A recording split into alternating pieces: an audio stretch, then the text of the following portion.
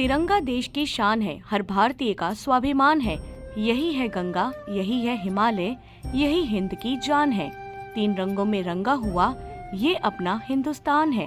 जय हिंद, जय भारत। सरपंच तिहारिन बाई नेताम एवं सचिव दिनेश कोर्राम व समस्त वार्ड पंच व ग्रामवासी ग्राम पंचायत बागबेड़ा विकास खंड माखड़ी जिला कोंडागांव की ओर से सभी प्रदेशवासियों को स्वतंत्रता दिवस की हार्दिक बधाई एवं शुभकामनाएं।